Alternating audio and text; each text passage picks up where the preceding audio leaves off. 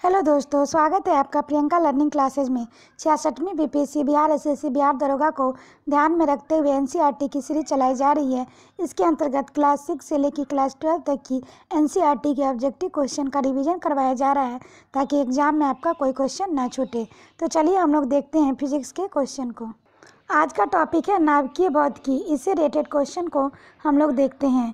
पहला क्वेश्चन है, नाभिकीय निम्नलिखित में से कौन सा कथन सही नहीं है। तो पहला है, विकास का सिद्धांत चार्ल्स डार्विन द्वारा प्रतिपादित किया गया था। दूसरा, किसी परमाणु के नाभिक का टूटना संलयन कहलाता है। तीसरा, ठोस कार्बन डाइऑक्साइड सूक्ष्म बर्फ है।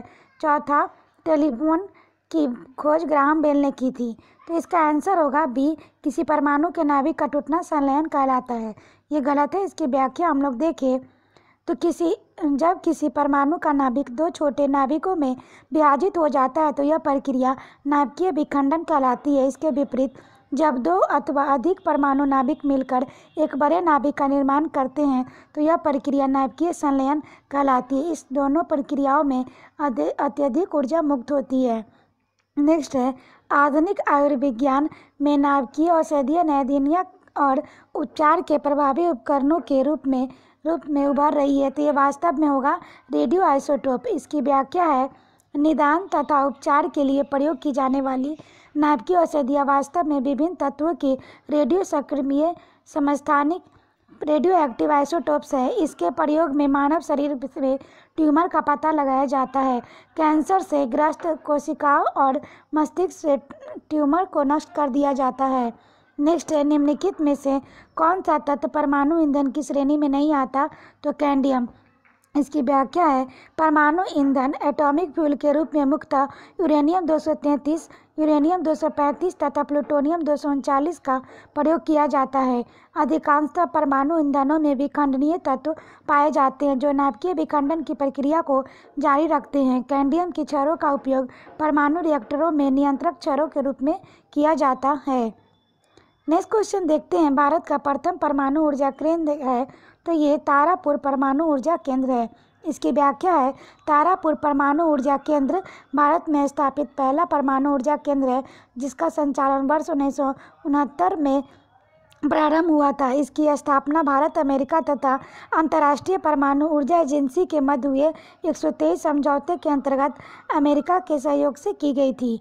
नेक्स्ट है, एक रेडियोधर्मी पदार्थ की अर्ध आयु 10 दिन की है। इसका अभिप्राय यह है, तो इसका आंसर होगा पदार्थ की 3/4 भाग का विघटन 20 दिनों में हो जाएगा।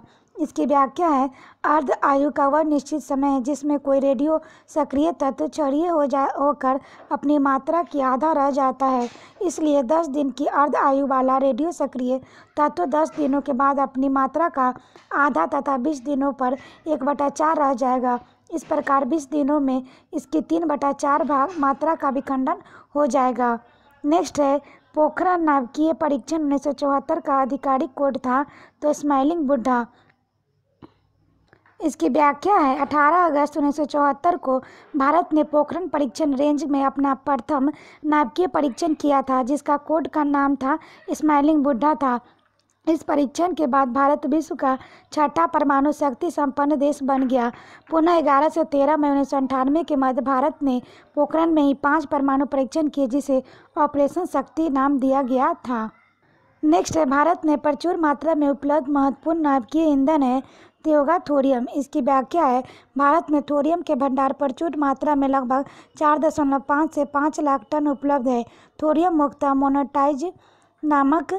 मोनोजाइट नामक खनिज से प्राप्त किया जाता है।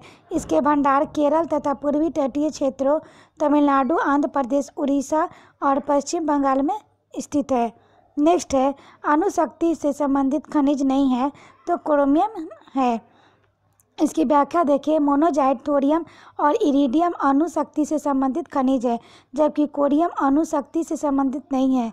क्रोमियम एक चमकदार सिलेटी भूरे रंग का धातु है जिसका प्रयोग धब्बा रहित इस्पात तथा अन्य मिश्र धातुओं के निर्माण में किया जाता है। नेक्स्ट है, नाभिकीय रिएक्टर और परमाणु बम में अंतर यह है कि इसका आंसर होगा नाभिकीय रिएक्टर में श्रृंखला अभिक्रिया नियंत्रित होती है। इसकी व्याख्या है, नाभिकीय रिएक्टर परमाणु बम दोनों ही नाभिकीय विखंडन के सिद्धांत पर कार्य करते हैं, परंतु नाभिकीय रिएक्टर में नाभिकीय विखंडन में की नियंत्रित श्रृंखला अभिक्रिया होती है। यह कैडमियम की नियंत्रक छर्रों के द्वारा अतिरिक्त न्यूट्रॉनों का अवशोषण करके श्रृंखला अभिक्रिया को नियंत्रित रखा जाता है। इसके विपरीत परमाणु बम में नाभिकीय विखंडन की श्रृंखला अभिक्रिया भी नियंत्रित होती है। इसके उत्पन्न प्रत्येक न्यूट्रॉन नाभिकीय विखंडन की प्रक्रिया को आगे बढ़ाता है।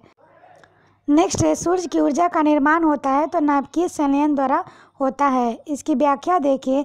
सूर्य एवं तारों का अधिकांश भाग हाइड्रोजन और हीलियम से निर्मित है। इसके नाभिकीय संलयन की प्रक्रिया द्वारा हाइड्रोजन के नाभिकीय परस्पर संलित होकर हीलियम के नाभिकों में परिवर्तित होते रहते हैं। इस क्रिया में अत्यधिक ऊर्जा मुक्त होती है, जो सूर्य एवं तारों की ऊर्जा का प्रमुख स्रोत है। नेक्स्ट है, संवर्धित यूरेनियम होता है तो इसका आंसर होगा प्राकृतिक यूरेनियम, जिसमें रेडियोधर्मी 235 आइसोटोप का घटक कृत्रिम रूप से बढ़ाया जाता है। इसकी व्याख्या है, प्राकृतिक रूप से प्राप्त यूरेनियम में यूरेनियम 238 की मात्रा 99.248% तथा यूरेनियम 235 की मात्रा केवल 0.007% होती है। यूरेनियम 235 में नाभिकीय विखंडन का गुण होता है, इसलिए नाभिकीय रिएक्टरों में इसका प्रयोग किया जाता है। समस्थानिकों को अलग करने की विधि के द्वारा प्राकृतिक रूप से प्राप्त यूरेनियम की मात्रा बढ़ा दी जाती है और इस प्रकार प्राप्त यूरेनियम संवर्धित यूरेनियम कहलाता है।